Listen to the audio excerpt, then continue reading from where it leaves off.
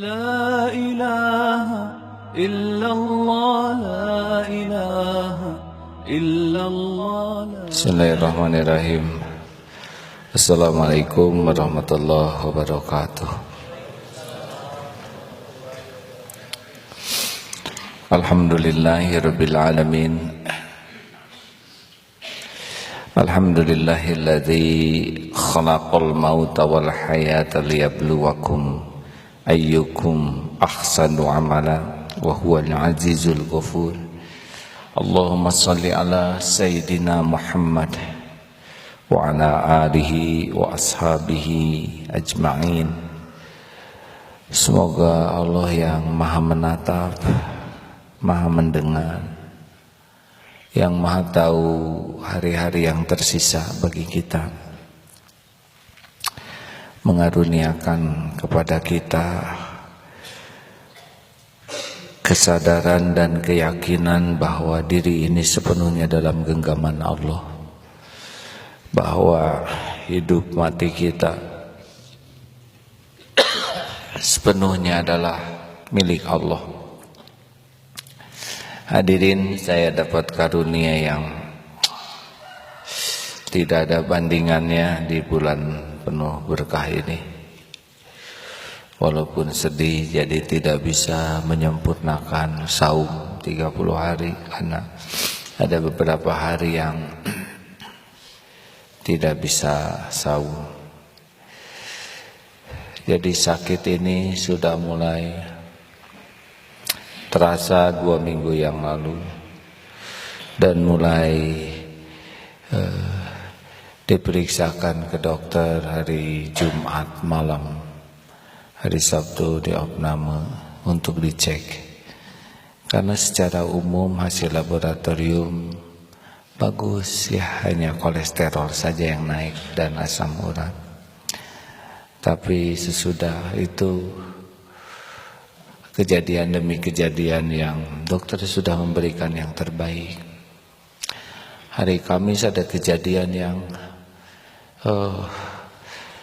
pernah diceritakan kemarin, shock dan sebagainya. Kemarin dokter yang mendampingi dari awal, ada beberapa dokter spesialis, bertanya begini, karena setiap malam memeriksa ke sini. Oh ya, saya di opname di rumah sakit cuma semalam, selebihnya minta di masjid saja, di mihrab. Karena setiap waktu bisa sholat walaupun sambil duduk. Kemudian bisa terus mendengar yang ngaji. Pokoknya apapun yang terjadi, kalau bisa di masjid saja. Perlengkapan dilengkapi, karena secara umum tidak sangat membahayakan. Secara umum sakitnya biasa, tapi kelelahan. Tapi ada kejadian yang menarik, ini saya bacakan dari dokter kemarin. Boleh saya bertanya? Saya akan melihat Allah mendekatkan dengan tanda-tanda yang bisa menyebabkan kematian. Ini 3 hari ini berturut-turut, Kamis, Jumat, 2 hari 1 malam. 1, tekanan darah diastol sampai 120. Ini bisa pecah pembuluh darah jantung. Jadi pernah satu saat tekanan saya tiba-tiba menjadi sangat tinggi, 160, 120. Saya tidak tahu. Tapi menurut dokter ini bisa membuat pecah pembuluh darah jantung. 2, diberikan nyeri yang hebat, karena yang harus jalani itu nyeri sekali. Kalau di dalam kedokteran itu disebut sudah high level painful. Mungkin yang mengalahkannya hanyalah nyerinya sakaratul maut. Saya sudah sering melihat itu. Beliau dokter ahli anestesi jantung, jadi setiap waktu mengikuti operasi. Yang ketiga, dibuat hilang kesadaran karena suatu saat tiba-tiba drop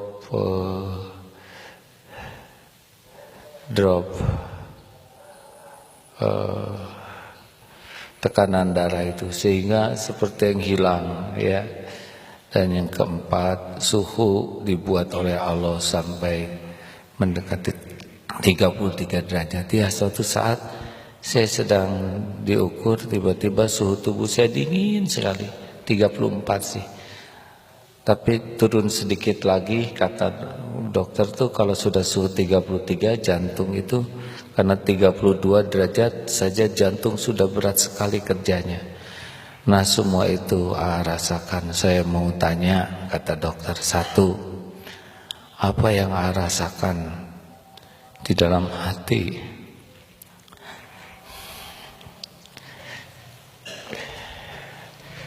Ketika maut itu seperti yang didekatkan oleh Allah.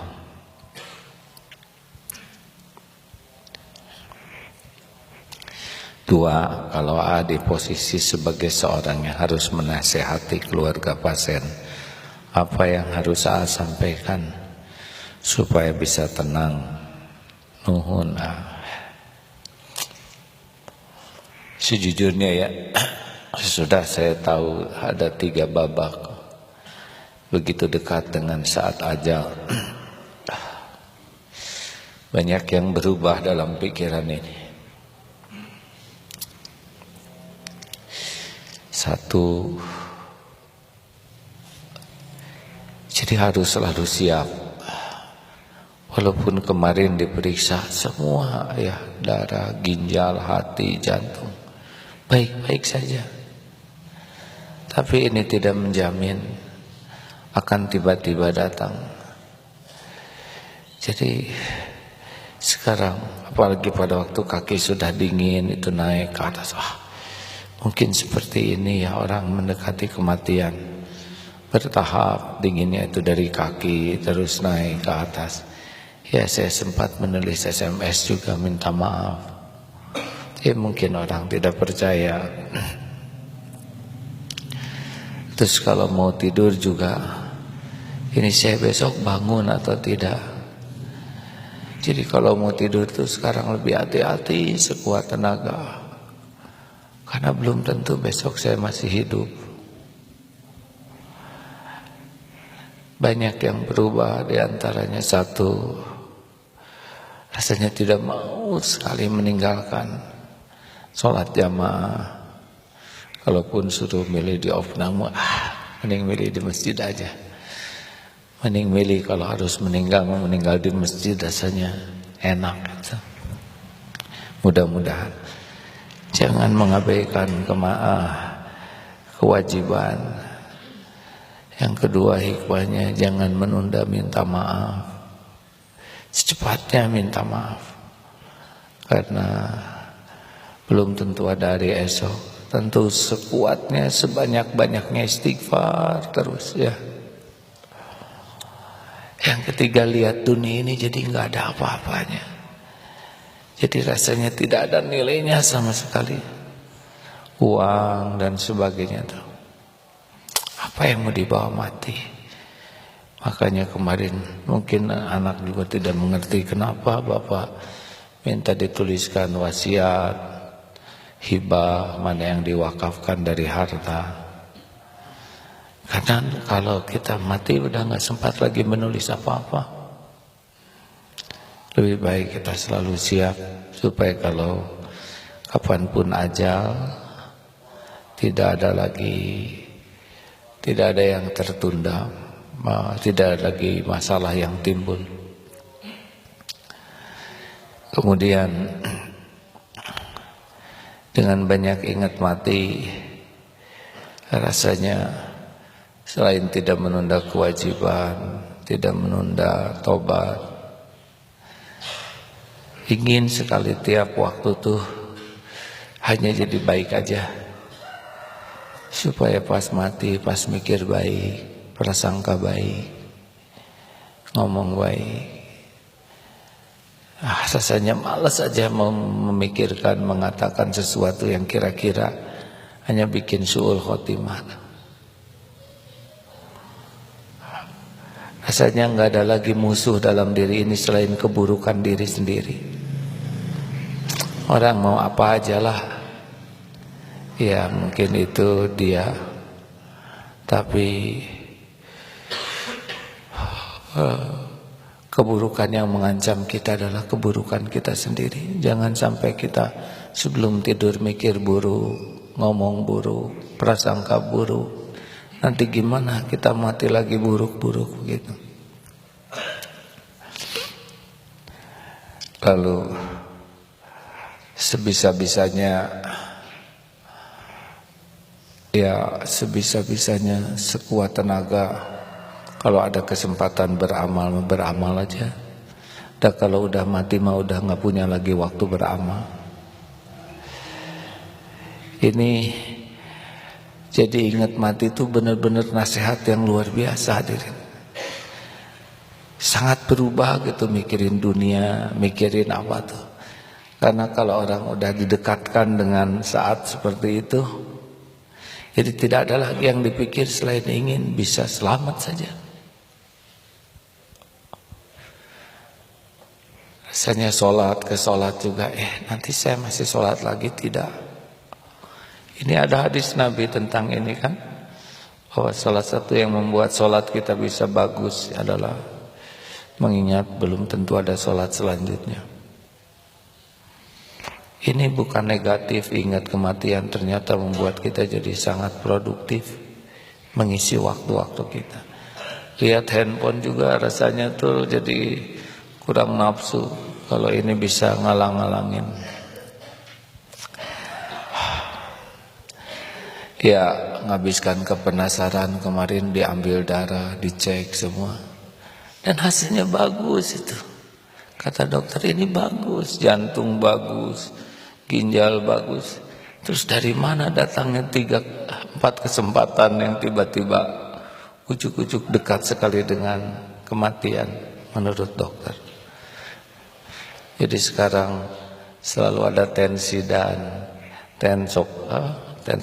termometer, termometer ketek, dingin enggak.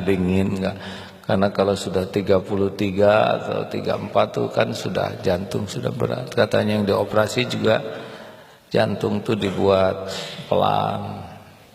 Masya Allah. Mudah-mudahan pengalaman ini berharga bagi teman-teman sekalian. Masya Allah. Masya Allah, kapan aja bisa datang dengan beragam bentuk dan cara, ya. Terima kasih kepada semuanya yang mendoakan. Juga ada yang nanyakan gimana ngadepin sakit yang sangat sakit sekali itu. Ya, sebisa-bisanya lagi sakit itu jadi ingat ke dosa. Jadi saya pikir, inilah dosa-dosa saya. Daripada di akhirat, mudah-mudahan ini yang diatur Allah menggugurkan. Tentu kalau udah tidak tahan sakitnya, minum juga obat anti sakit. Karena jadi susah konsentrasi. Tapi ya pikir juga saudara kita yang di Palestina, di Suriah, di tempat-tempat yang tidak ada obat, tidak ada dokter, tidak ada makanan. Masya Allah, banyak yang ngirim makanan. Saya sendiri nggak nafsu lihatnya, yang makan santri, alhamdulillah. Masya Allah. Terima kasih, saya percaya sekali banyak kiriman doa ini sangat didengar oleh Allah. Setiap doa dari berbagai penjuru tempat yang terang-terangan, yang sembunyi-sembunyi, tidak ada yang tidak didengar. Dan mungkin banyak takdir yang dirubah dengan doa-doa teman-teman sekalian. Terima kasih ya.